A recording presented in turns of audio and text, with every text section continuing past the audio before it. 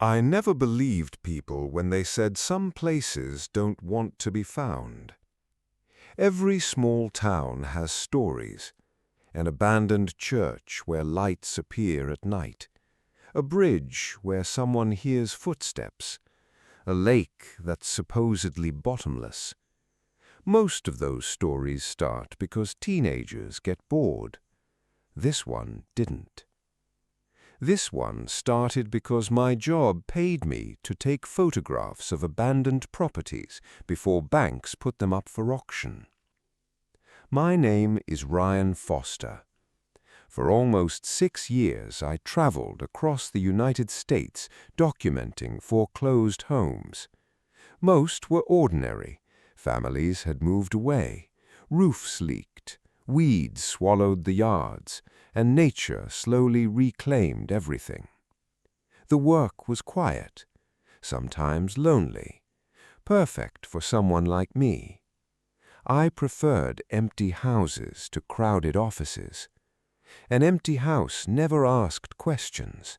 It never judged you. It simply waited. That changed one rainy October morning when I received a file labeled only Property 4478, County Road 8, no owner listed. That wasn't unusual. What was unusual was the note attached beneath the address. Complete the inspection before sunset. Do not remain on the property after dark. No explanation, no signature, just those 2 sentences. I laughed when I read them. Real estate offices love dramatic warnings. Usually they're talking about unstable floors or wild animals. Still, something about those words stayed with me during the 3-hour drive into northern Pennsylvania. The farther I drove, the older everything looked. Modern gas stations disappeared. Cell service dropped to 1 bar. Roads narrowed from 4 lanes to 2, then finally to a cracked strip of asphalt barely wide enough for passing traffic. By late afternoon, I reached the town nearest the property, if you could call it a town. There was 1 diner, 1 church, 1 gas station with 2 pumps, and maybe 40 houses scattered between dense forests. I stopped for coffee before finishing the drive. Inside the diner, only 4 people sat eating in complete silence. Every one of them looked up when I entered. Not casually, together, as though someone had announced my arrival before I opened the door. The waitress smiled politely. "What can I get you?" "Just coffee." She poured a cup. "Passing through?" "I'm photographing a house on County Road 8. The room became so quiet, I heard the refrigerator compressor shut off. The old man sitting near the window slowly lowered his coffee mug. The waitress stopped pouring. "Which house?" I checked my paperwork. "Number 4478. She stared at me for several seconds, then quietly asked, "The last one?" "I guess so." "No." Her voice was almost a whisper. "The last house." I frowned. "I don't understand." She didn't answer. Instead, she leaned closer across the counter. "If you get there and the porch light is on," she swallowed, "don't park." I smiled awkwardly. "The house doesn't even have electricity." She looked at me with genuine concern. "It hasn't had electricity since 1989. That wasn't exactly reassuring. I paid the coffee and headed back toward my truck. As I opened the door, the old man called after me. "Young man." I turned. "If the mailbox has your name on it." He hesitated. "Leave."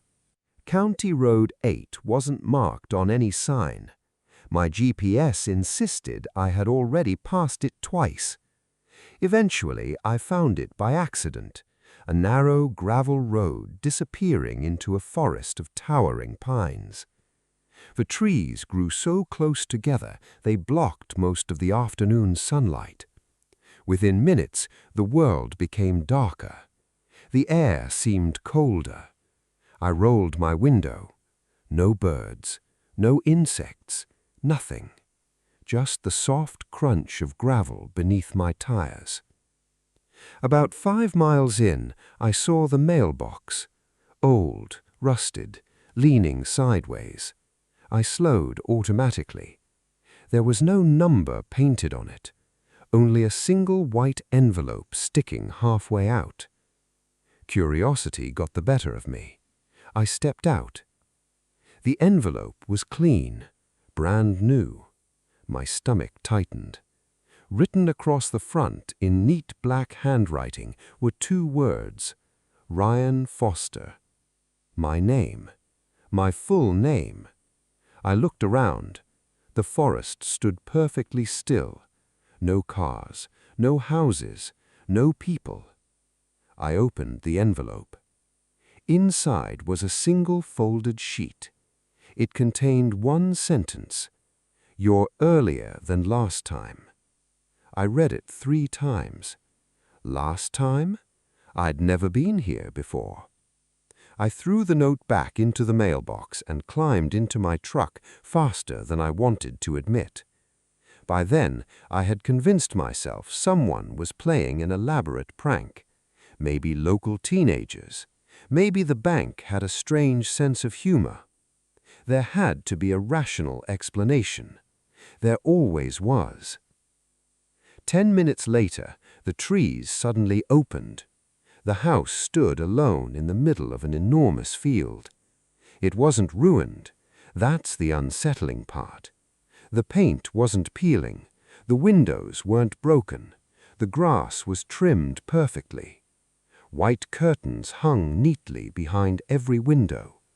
The front porch had 2 rocking chairs. One of them moved gently, back and forth, back and forth. There wasn't enough wind to move the trees, but the chair kept rocking, slowly, patiently, waiting. I checked the address, 4478. This was it. The strangest part wasn't the house, it was the cars. The driveway contained 7 vehicles. A pickup from the 1970s, a police cruiser, a minivan, a delivery van, a motorcycle. None of them had license plates. Every one of them looked abandoned. Yet they were spotless, as though someone washed them every morning. I grabbed my camera, took my first photograph. The camera clicked. Its screen immediately displayed an error message. Image already exists. I frowned. Impossible. I had just taken it. I checked the memory card. There was already a photograph. Same angle, same lighting, same clouds, same house. Even my truck appeared in the frame. Except there was one difference. Someone was standing in the upstairs window, watching me. I looked up instantly. The window was empty. When I looked back at the camera, the figure was gone. Only the empty window remained. A chill crept across my shoulders. For the first time in years, I considered getting back in my truck and leaving. But I had deadlines. I needed the paycheck. I convinced myself the image had somehow glitched. Technology fails. People imagine things. Fear fills in the blanks. That's what I kept telling myself as I walked toward the front porch. Halfway there, the rocking chair stopped moving. All at once, as though someone had just stood up from it. And from somewhere inside the house, a floorboard creaked. Slow, heavy, followed by footsteps, walking toward the front door. No one had seen me arrive. No one should have been inside. The brass doorknob turned. very slowly, and the door began to open on its own. The front door opened only a few inches. Then it stopped. No one stepped outside. No voice greeted me. No movement came from the darkness beyond the doorway. Just silence. The kind of silence that makes you aware of your own breathing. I stood frozen on the porch, my camera hanging from its strap. "Hello?" I called. "My name is Ryan. I'm here for a property inspection." No answer. Only another creak from somewhere deep inside the house. Professional habit won over common sense. I switched on my flashlight, pressed the camera's record button, and stepped across the threshold. The temperature dropped instantly. Outside had been chilly. Inside felt like walking into a refrigerator. The air smelled faintly of cedar wood and old paper, not mold, not decay. The house smelled lived in. The entryway was immaculate. Polished hardwood floors. Family photographs lined the walls. A grandfather clock stood in the corner. Its pendulum swung steadily. Tick, tock, tick, tock. The clock was running. I checked my watch. 4:26 p.m. The grandfather clock read 4:26 p.m. exactly. Everything appeared normal. Too normal. Abandoned homes don't stay this clean. They don't keep perfect time. I began photographing each room, living room, dining room, kitchen. Every cabinet was neatly organized. The refrigerator hummed softly. When I opened it, my stomach tightened. Fresh milk, fresh eggs, butter, fruit. Everything looked recently purchased. I picked up the milk carton. Expiration date, tomorrow. I slowly placed it back. Someone had to be living here, yet there wasn't a single personal item that felt current. The television was from the 1980s. The magazines on the coffee table were dated October 1989.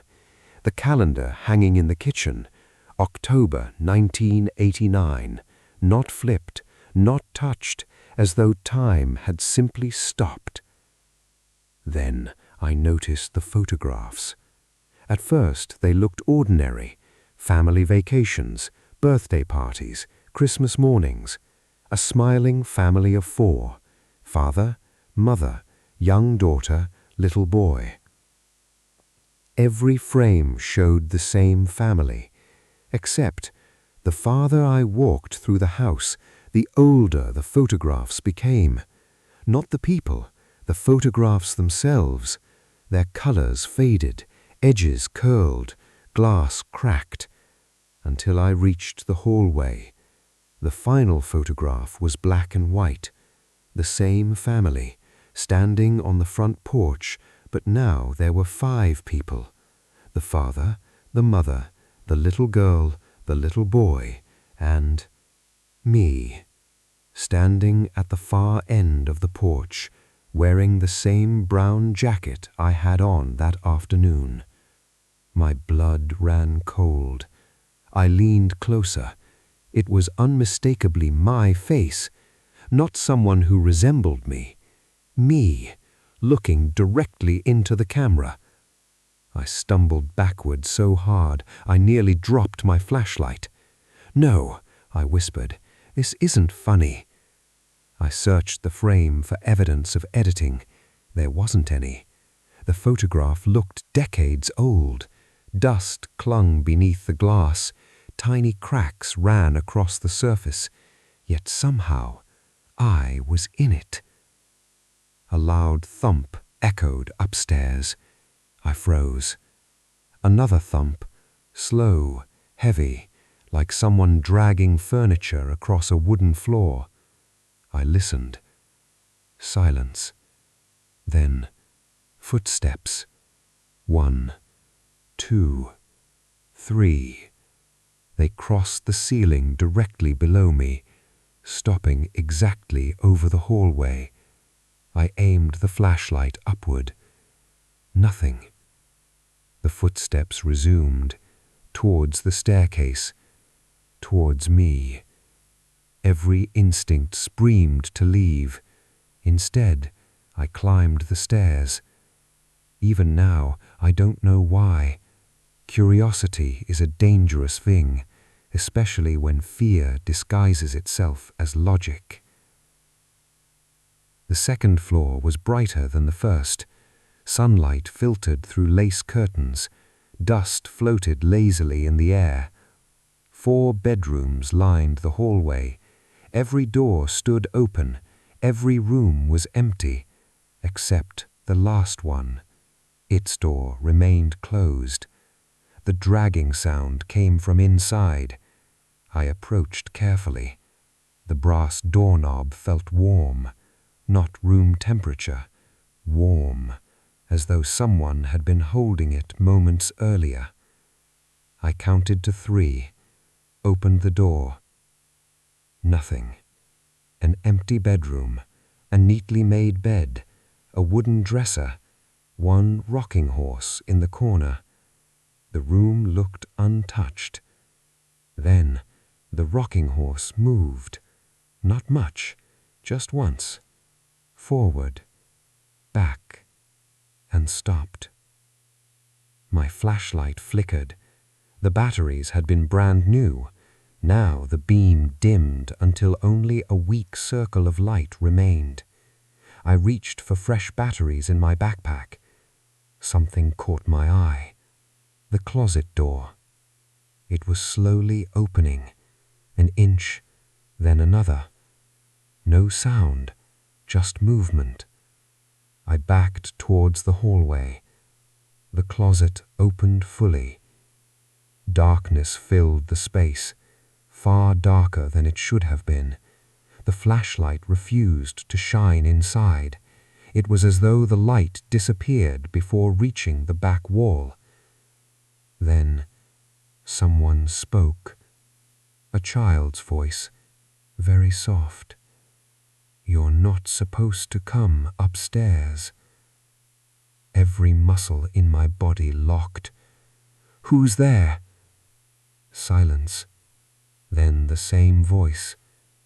"You came before." "I've never been here." A pause. "Yes." Another pause. "You just don't remember." The hallway clock downstairs chimed 5 times. I looked at my watch. 5:01 p.m. How had 34 minutes passed? I could have sworn I'd been upstairs less than 5. Then the child's voice whispered again. "You should leave before the sun does." For the first time all afternoon, I listened. I hurried downstairs, nearly slipping on the polished steps. The front door was still open. Relief flooded through me. I crossed the living room, reached the porch, stopped. My truck was gone. The driveway was empty. Every vehicle I had seen earlier, gone. Only tire tracks remained in the dirt, fresh, as though dozens of vehicles had just driven away together. The sun hovered low over the trees. Orange light stretched across the field. I pulled my phone from my pocket. No signal. Battery. 3%. It had been fully charged before I arrived. A sudden click echoed behind me. The front door had closed. By itself. I turned. In the upstairs window, the family stood together. The father, the mother, the little girl, the little boy, all smiling, and standing beside them was me. This time, the version of me in the window slowly raised one hand. not waving, beckoning, inviting me back inside. Then my phone vibrated. One new message.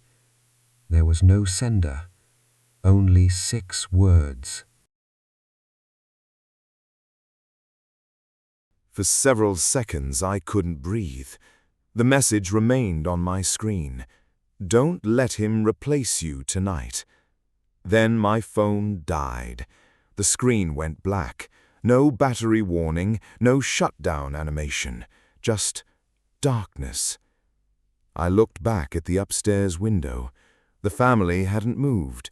Neither had the man who looked exactly like me. All 5 of them stood perfectly still, smiling with the same empty expression. Then, in perfect unison, they turned away from the window, one by one, as though someone inside the room had called their names. The curtain slowly drifted shut. I forced myself to think logically. My truck couldn't simply disappear. Someone had taken it. Maybe I'd wandered into private property. Maybe this was some elaborate scam. But none of those explanations answered one question. How had they known my name, or what I looked like? I walked around the side of the house, hoping to find another road, or maybe my vehicle hidden behind the barn I had noticed in the distance. There was no barn. I stopped. I turned in a full circle. The open field I had crossed only minutes earlier was gone. Instead, dense pine trees surrounded the house on every side. No driveway, no mailbox, no gravel road, just forest, as if the house had never stood in a clearing at all. Panic finally caught up with me. I started running. Branches slapped against my face as I pushed through the trees. I didn't care where I was going, only away. After what felt like 20 minutes, I saw a road ahead. Relief washed over me. I stumbled onto the pavement and froze. The house stood directly across from me, exactly where I had started. The white porch, the rocking chairs, the perfectly trimmed lawn. I hadn't escaped. I'd somehow walked in a complete circle, except there had been no turns. The front door creaked open behind him. The little girl from the photographs stepped onto the porch. She couldn't have been older than 8. She held a stuffed rabbit under her one arm. Her smile looked normal, unlike the adults. She looked sad. "He's almost out of time," she said quietly. The other Ryan nodded. "I know." She looked directly at me.